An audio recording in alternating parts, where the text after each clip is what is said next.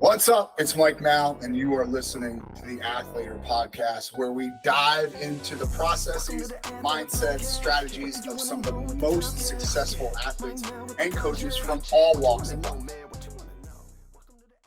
Athletor Podcast coming at you. This week's guest, James Green. The dude is an absolute legend. I love talking to him. We talked a lot about um, the NCAA tournament and how structurally he'd find it a little bit more appealing for athletes and coaches if they changed the format a little bit. We also got into what his day to day is like as a full time coach and a full time athlete. I think you'd be pretty surprised to hear who's on his Mount Rushmore of wrestling as well. All that and more coming up on the podcast, man. Don't miss it. Let's go. Hey, everyone knows that wrestling is 90% mental.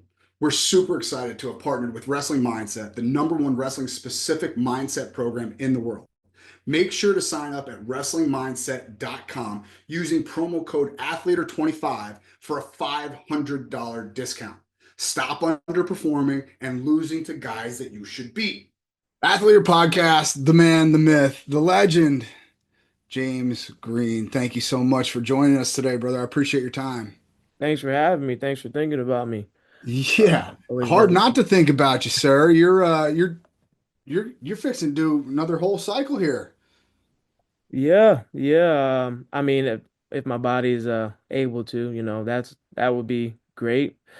Just take it year by year, and we'll see. We never know what could happen, but right now I feel good, feel healthy, still having fun with it, and why not? I heard that. Okay, that's good. What was what was the catalyst? Was it surgery? Was it what was the catalyst that made you say, you know, I can still do this at a real high level? Um, well, before when I guess I found out that everything was kind of all beat up, and I was doing it at a high level. Um, in my mind, it was just like, well, if there's a chance that I could still wrestle and compete, and I feel good, then why not try it? So at the end of the day, if something happened to me tomorrow, at least I tried. I wouldn't be saying, oh, what if? Mm. Um, I was able to wrestle good, feel good, and of course, like leading up to my first competition and stuff, it was practicing, seeing how I felt, and just how my body could handle it, and everything was well. So just kind of like my second lease on wrestling, competing life, and just took a chance. And luckily, Coach Manning and Nebraska was willing and able. I was originally coming back here just to be a part of RTC and train, and then Robert ended up going back to the farm, so I ended up being on staff. But yeah, I felt good and really got here, and the problem was I took we were before we started recording, when I took my hiatus, I wasn't really working out, so got real lean, real slim, and I was walking around like 160 coming off of this hip surgery, so I couldn't lift and how I wanted to. So pretty much I just took I was like, well, I'm gonna compete, um, go down, and then luckily there was that non-Olympic trials, which definitely felt good and wrestled. Wish I had a better world team or world championships, but yeah, that's that's a part of it, and I'm here now, and I'm still enjoying it, having fun. And really, before the injuries came, my whole goal was to wrestle as long as I could, as long as I was healthy, as long as I was having fun, and that's the case. So I'm still here, still That's going. good, man. All right, so now you are on staff for Yep. Nebraska and you're still a full-time athlete.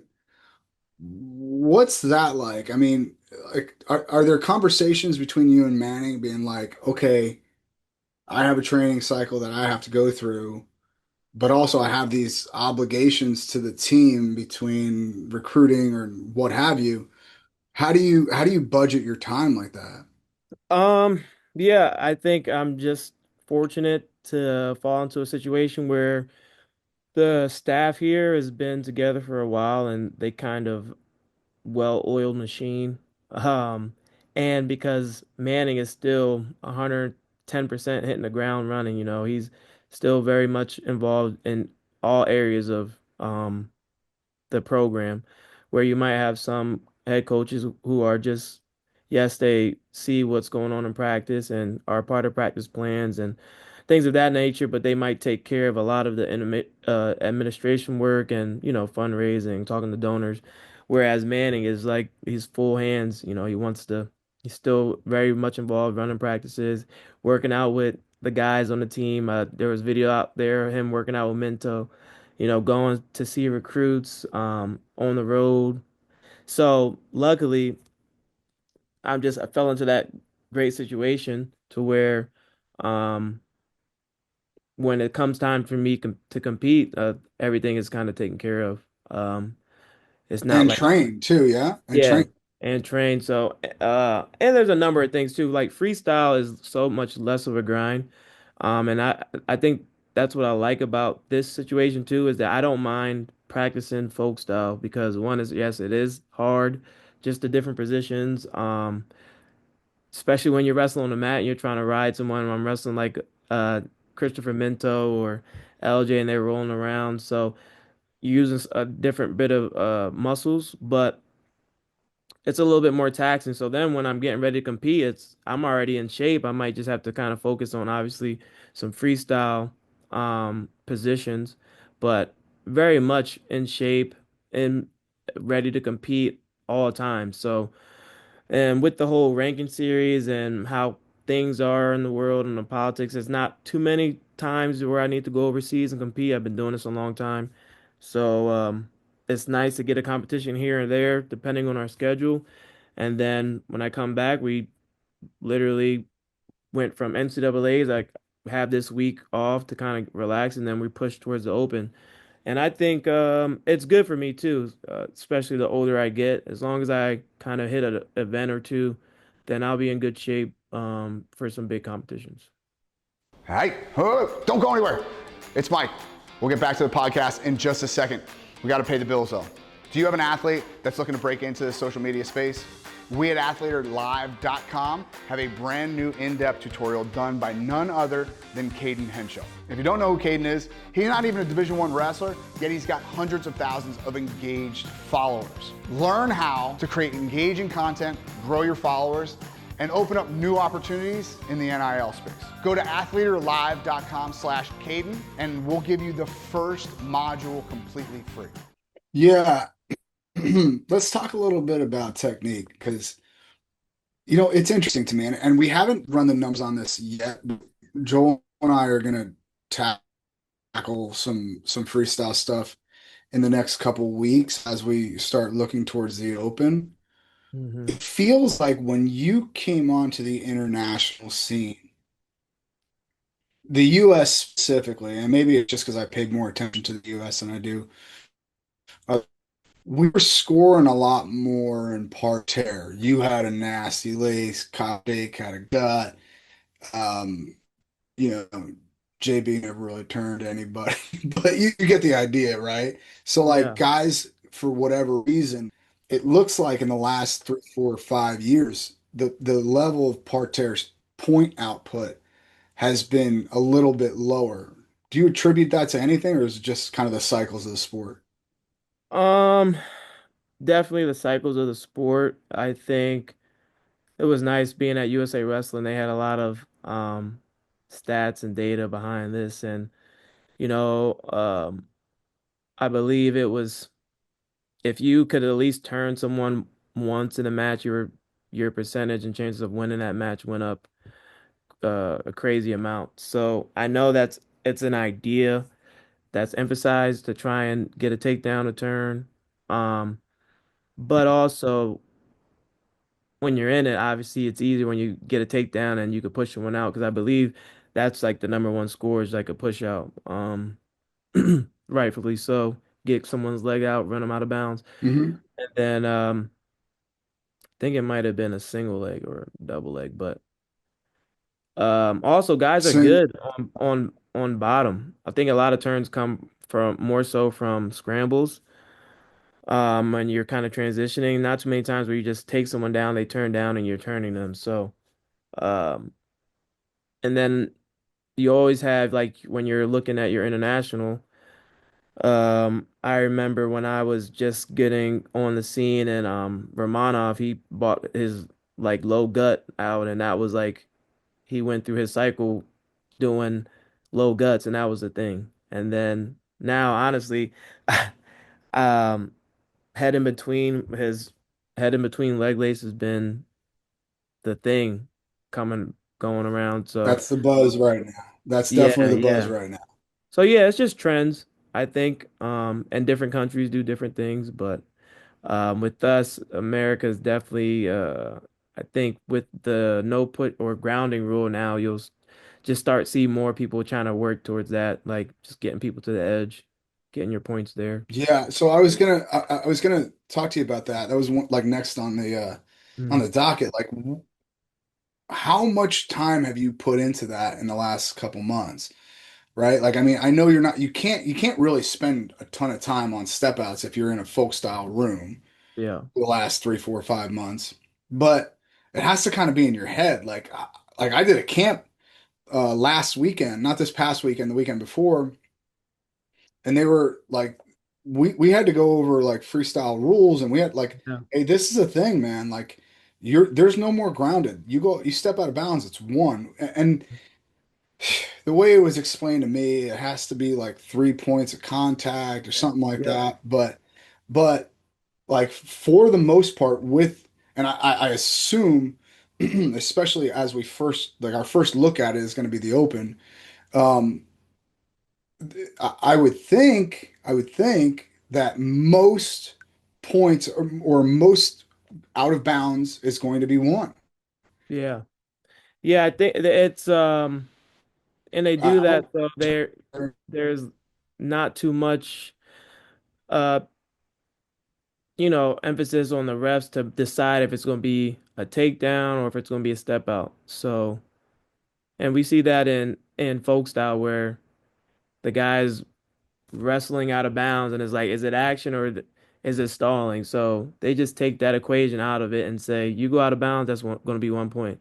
Unless you're literally driving through a double leg from the center to out of bounds, it most of the times that you're probably just going to see 1 point. And if a guy's going out of bounds and turns away, you get your one and fleeing one. So um, now I do think you'll see a lot of guys really dropping down to their knees still and trying to give themselves a chance by that baiting their guy to either run around because it's as simple as Mhm. raising your head up, basically following them as they try and jump over or go around you and get your 1 point. Because if they go out of bounds, then you're going to get the 1 point as long as you're facing them and wrestling. So I think it there's a lot of styles that will favor that position, and I mean I think I'm one of them. If I shoot a double leg from the center, very hard to stop and circle in if I'm, on your legs or running up to an underhook.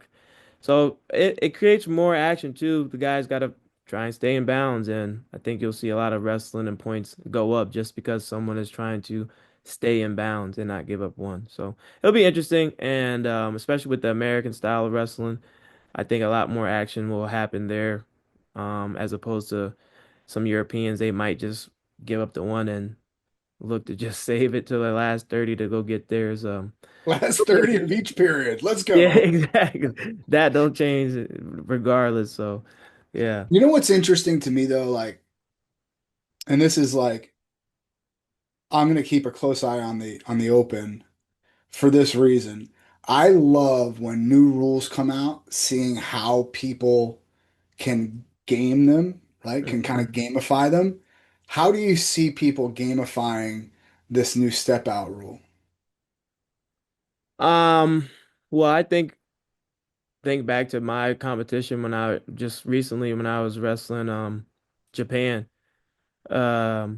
Ayogi, Mhm. and those guys that are flexible and that could, almost sit on their butt or their knees and give you the little duck under feel or peek out, and they're just going to use that to try and get you out of bounds, and create action. So you could be driving them or they could wrestle towards the edge and then they're putting you in a position or playing possum that, yeah, you think you're going to push them out or you think you should go for the step out where they're flexible enough or just elusive enough to either duck, slip, get on a leg, counter wrestle from the edge with that safety net of all I have to do is get this guy to put his foot out of bounds. Um, or be in on a leg and create the action to where I'm getting rewarded for wrestling, and I'm getting points. So I think that's a little bit of it. I have my own ideas and what I would do if someone's going to be wrestling like that.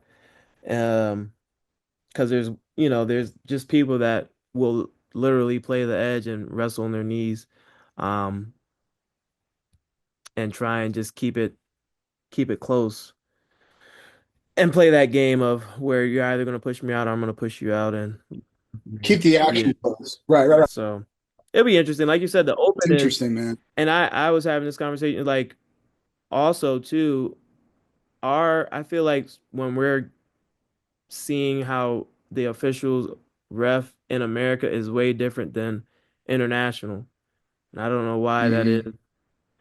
But it's always that like the way they officiate at the Open is going to be different from a ranking series, is going to be different from a World Championships, and I feel like maybe that's a little bit of USA wrestling trying to figure out these refs are trying to figure out the rules, or as you get international, then this is how they see it different. So that's always interesting to me. And obviously, if you're wearing a USA wrestling singlet, Yeah, then it's you're getting different officiating. So, points of emphasis, right? Like that's always interesting to me to hear after, like right at the beginning of every event, these officials are given points of emphasis that they're supposed to focus on.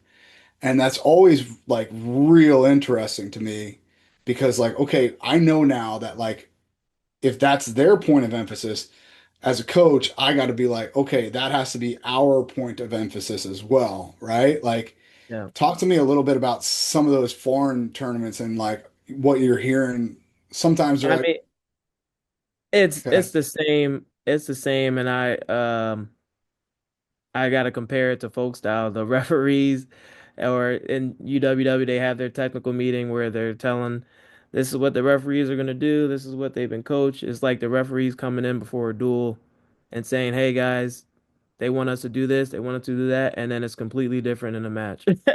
Right away, they're getting involved or they're calling it different. So, as a coach, I feel like, yeah, you emphasize that, but it's what you always tell your athletes, hey, just don't leave it in the ref's hands. Wrestle through the whistle, wrestle all the way out of bounds. No 50-50 actions. And I'm always going to ask you if you want to challenge this situation, before we actually do a challenge. So, having that trust in your athlete and having that trust in your coach. So, um, I mean, it's just you at sometimes you just never know what you're gonna get until the action's going and you see a couple matches. Okay, this ref is calling right. like this, where this person was running out of bounds or defending, they didn't call it fleeing, where this person was sprawling or just had their leg up and they called it fleeing. So, just wrestle your match and just don't let the refs get involved.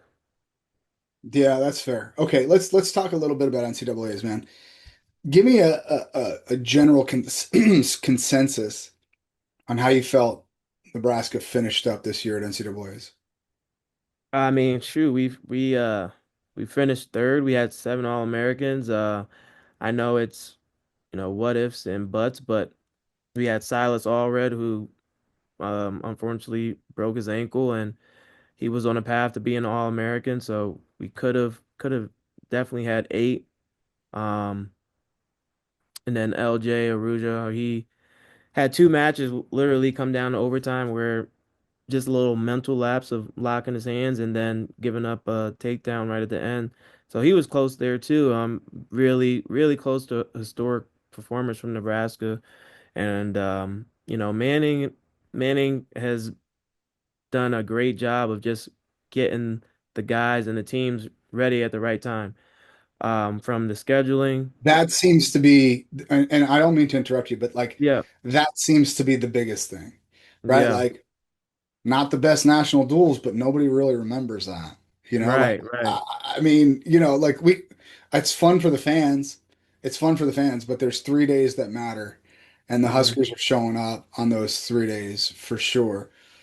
Is that something that you guys talk about in the room? So it's a little bit of that too. Just one point of emphasis is that, hey, like you said, our national duels wasn't the best, but it was a part of our schedule, and it played a big part of our performance because from there we went into our dual season and it was a grind. We had Iowa and Ohio State back to back. We had Penn State, Oklahoma State, who we wrestled at the national duels. So we had a heck of a schedule, and these guys were just battle tested. Yeah, we had our ups and downs. Some guys got banged up early, knowing when to rest some guys, when to push them a little bit.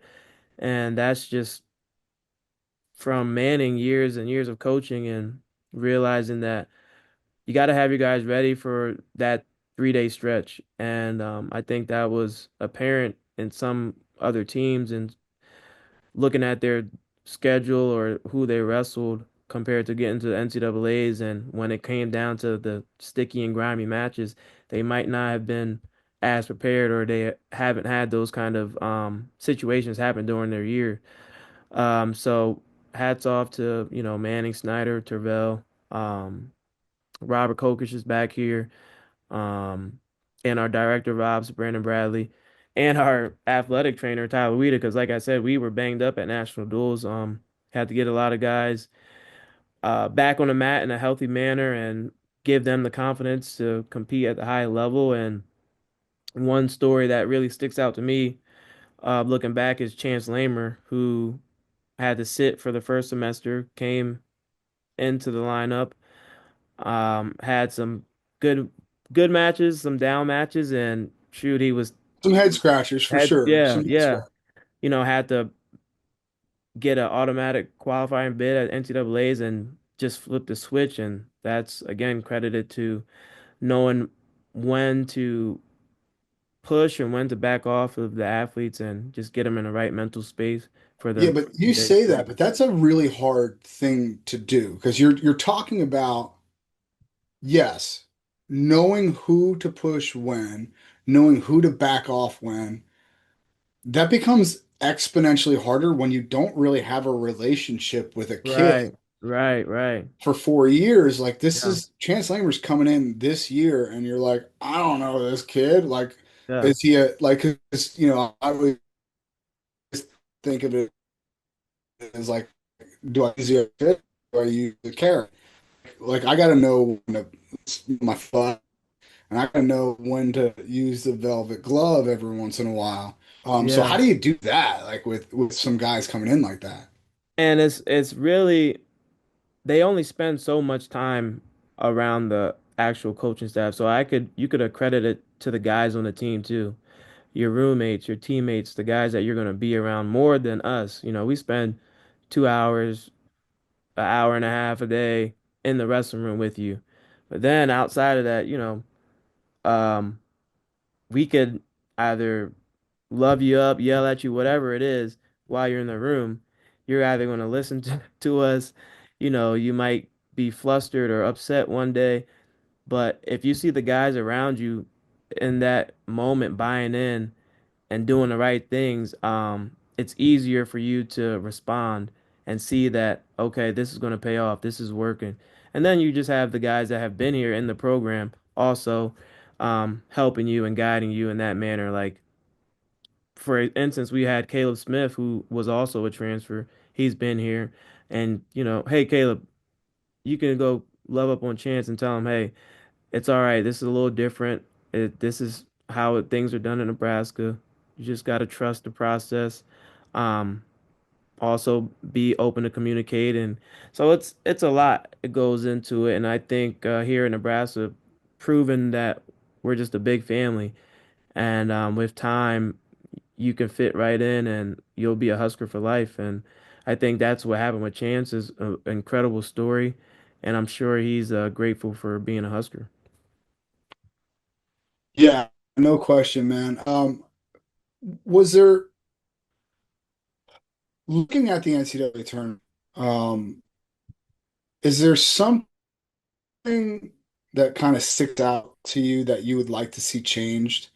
Whether it be format, whether it be rules, whether it be challenges, what like so to me, there's just the first period of the matches, it doesn't there's much scoring going on at all, right? You know, and that's always going to kind of be the case in the first period.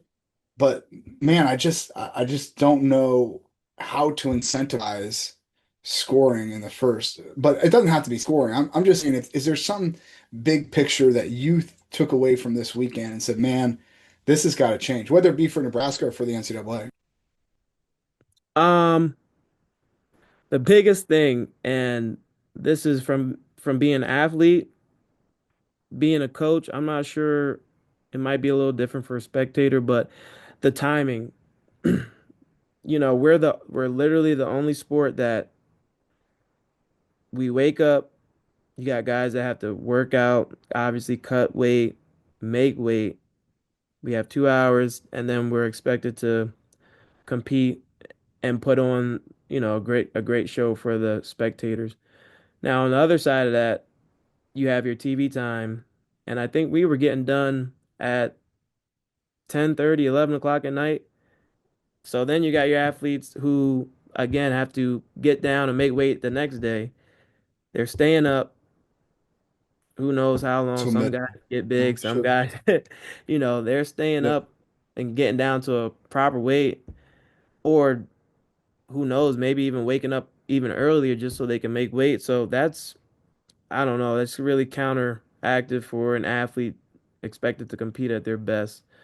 And I get, the TV time and NCAA trying to get eyes on the sport, but that's just the one thing that I definitely would like to see change All right, so because. then that's great. Let's start there because coming from a media background, it is important. Times are important. Mhm. Do we make this a smaller tournament? Do we make it a smaller tournament?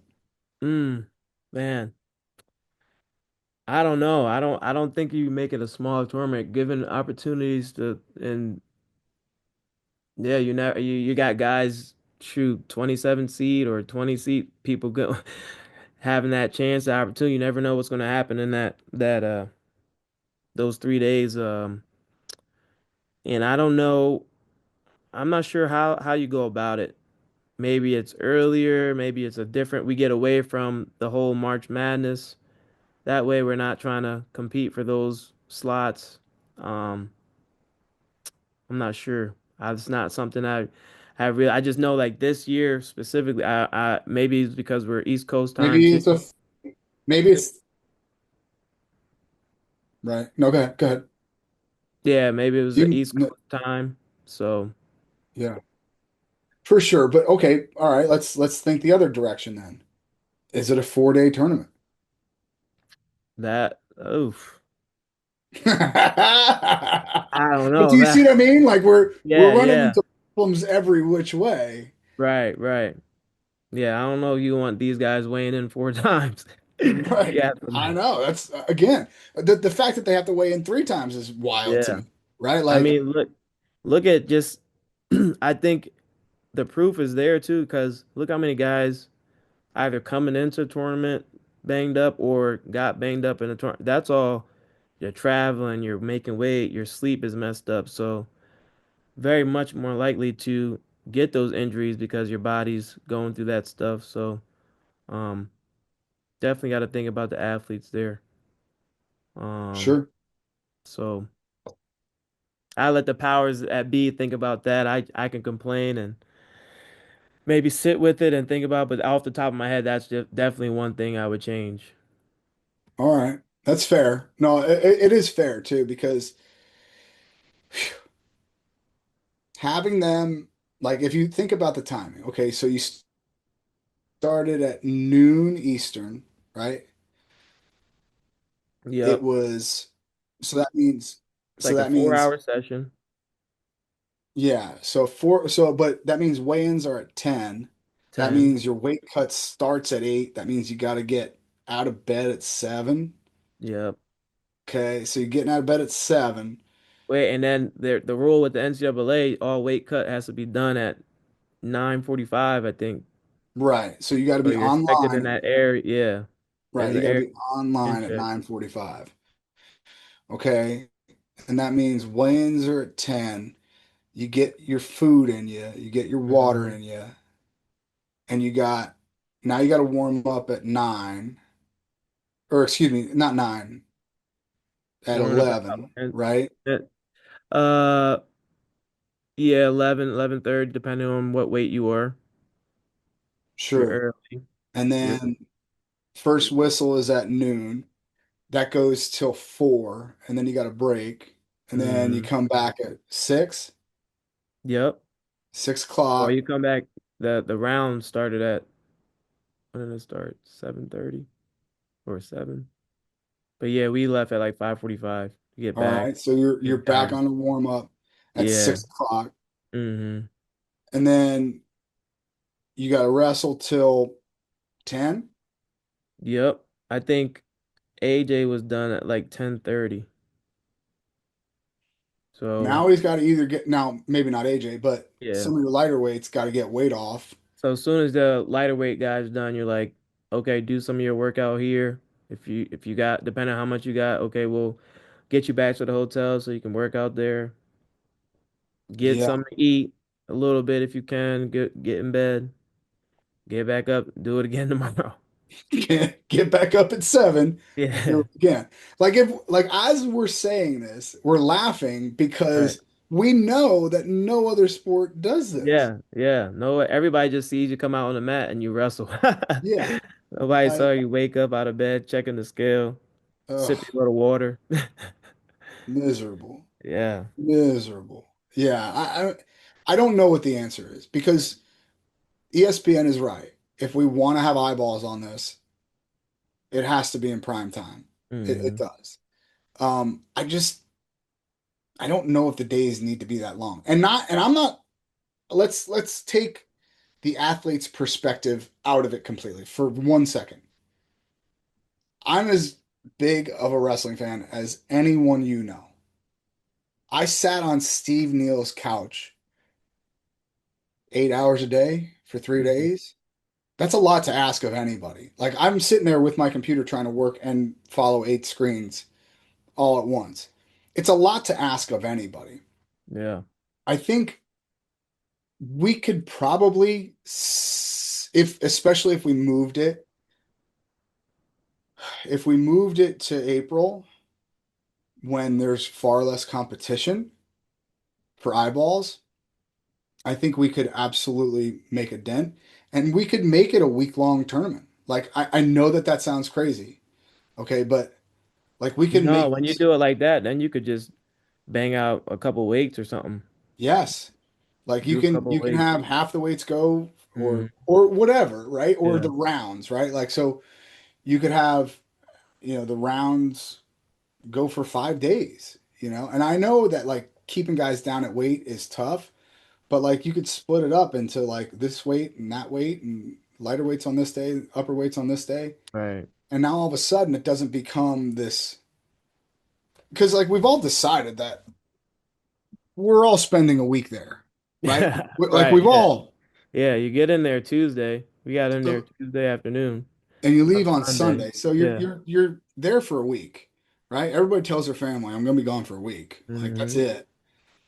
So I think that there is a way, especially if we're not like if we're really looking for a fan experience, Hmm.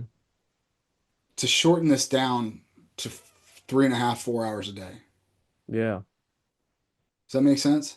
Oh yeah. That there you get your rest time. Cause I honestly, yeah, I think that's a big part. Is that rest. You're literally your body. You travel. You're up. You got to warm up, wrestle, break. Warm up, wrestle.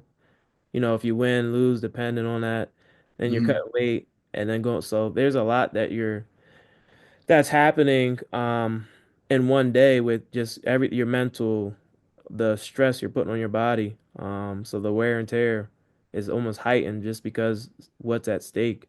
So, You know what, Joel? Joel, think about this, man. What if we just ran it through the robot? Like, what would be the ideal schedule uh, for athletes, TV time, like what time of the year, right? Like, so we're not competing with March Madness. I wonder if we can do some type of analysis on that where we we we take it out, like take it out, like, because here's the problem. Here's the problem. Number one, wrestling is an old boys club in the way of like, well, this is the way we always did it. Well, that doesn't mean shit. Like that's stupid. Like that's just because we've always done it that way does not mean that that's the best way to do it. So we're resistant to change in general. oh yeah, oh yeah, Like real resistant to change. And so like if we kind of took it out of our hands and said, okay, well, objectively, what's the best thing for the athletes, coaches, and then the sport, or maybe not in that order, maybe the sport, the athletes, and the coaches, we might be surprised at what it spits back out at us. I think we can obviously make improvements. Um, or yeah. I or think the how about biggest, this? Good. like you said, is that we're the biggest people that are against change. I've never seen a sport that wants something to be mainstream or change, but at the same time don't want it to change. It's You crazy. realize how silly that is that you say that, right? Like you know how silly it is, and I say it too, Yeah. right? Like, oh, that won't work. It's never gonna work. But like, we haven't tried. We, Yeah. like we haven't tried, So yeah, I think that there's definitely a better way, and I think we're resistant to change enough where we don't think outside the box enough to do it, you know. Yeah. Yeah. So, all right. Joel, we will run some numbers on that. Anything else before we get to our sprint, brother? Right on. Let's go. Bring it home. James Green, do not think too much about these questions. Just fire from the hip. You ready? I hope so. All right. What's the best wrestling shoe of all time, brother? Oh man. Um, Mine is the Schultz, the Asics Schultz. Ooh, really? Favorite Okay. one. I got upset that I wore them and kind of sweated them out and they Yeah. deformed and couldn't get them Yeah. back. Yeah, but the curl, like that curl of the toe, always Yeah. know that that's a good wrestling shoe. That's My good stuff. All right, that's good. All right. What are you reading right now? Oh wait, let's see the Schultz. Hold on. Those ones, that yeah, yep. colorway, Yeah, I like the red and gold ones. those are nice. I think they're right above that. Yeah, those right. Dang. Five Four, hundred five dollars, hundred sir. $500, dollars. sir. Yeah, those are the ones, man. I wish I had them still. Dang. Good Lord. $500. I just picked up a pair of Nikes. They had like these clearance. Let me rephrase that. My son sent me a link. He's like, Dad, I'm just saying they're on clearance. Dude, there's like the Nike something or another's. Hold on, I'll tell you in a second. Um, what are they? Oh, hyper sweeps. Oh Like yeah. $35. Dude, those were Yeah. 150 when we first started like coming out with them. Like Wow, they must be about to they're stop making them or something. I don't know, but yeah, I picked them actually up for like 30 those a bucks. lot too. They're not bad. The Once you sideways laces was a you little gotta get them broken in, but they're pretty good shoe. they're not the worst. All right. What are we reading right now? Give a book recommendation. Well, Manning kind of gives a book to the guys or the team every year, and I was a little slow to it, but I'm reading that Inner Excellence book. Okay. Inner excellence. Remember who the author is?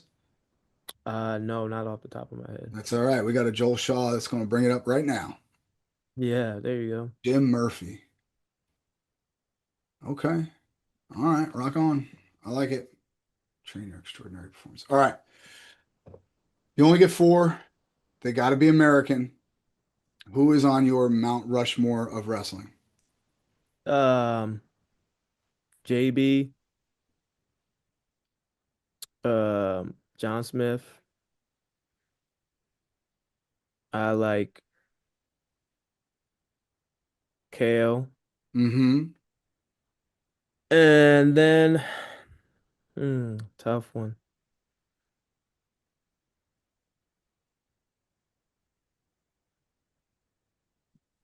Kenny Monday. I love it. That's Yeah. a good list. Yeah. That's a good list. Kenny did 3 cycles. 3 cycles. Yeah. Holy Rarely cow. gets talked about. Doesn't get talked about. Yeah. Yeah. 3 cycles Huge. in that era was Mm-hmm. like, what? And then medaling too, by the way. And then Exactly.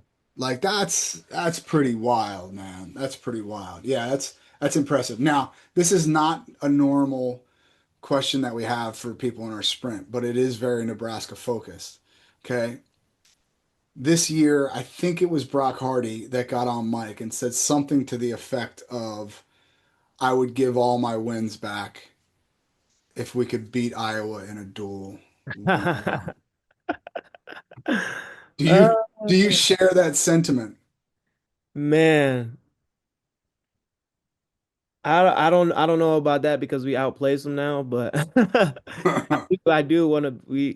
They seem to always just wrestle us the best, and then they have something happens. But no, I think that a lot of people share that sentiment, want to get that one, especially on a dual format. But Sure. I'll give all my wins back. I ain't giving them all back. Hold Yeah, on. All of them? Because I got a silver here. right. All right. Last question. You get a magic wand. You can change one thing about the sport of wrestling and it changes immediately. What is it? Like wrestling, like folk style, freestyle. Whatever you want. It's your magic wand, bro. You can change whatever you want. Um, make 70 kilos an Olympic weight. That's the only answer that you should give. For the love of God, please stop making 65K a thing at the I Olympics. honestly, one of my, I know people don't have regrets or whatnot, but my thing is like, as soon as I'm done competing, it's gonna happen. And Oh, I don't say would, that. I would be like, I would be heartbroken if that Don't happened. even say that. Because you are But the absolute tweener, right? Like yeah, you yeah. just like you can't shrink yourself down to 65 It's and like be safe. soon as I say, okay, I'm done competing. All right, the next Olympics, 70 kilos. All right, now I'm like, I guess I'm back. I'm coming back just to say I wrestled 70K Yeah. at the Olympics. James Green, thank you so much for jumping on, man. I Oh, really do thank you. appreciate it. Appreciate it. All right, Cook. I'll talk to you soon. All right, you guys have a good one. Thank you. Later, brother. Welcome to the Athletor Wait. Podcast. Don't go anywhere before you hit that next button. If you enjoyed listening to this episode, do us a huge favor. Click that subscribe button. And if you're so inclined, leave a review and share it. Welcome to the show.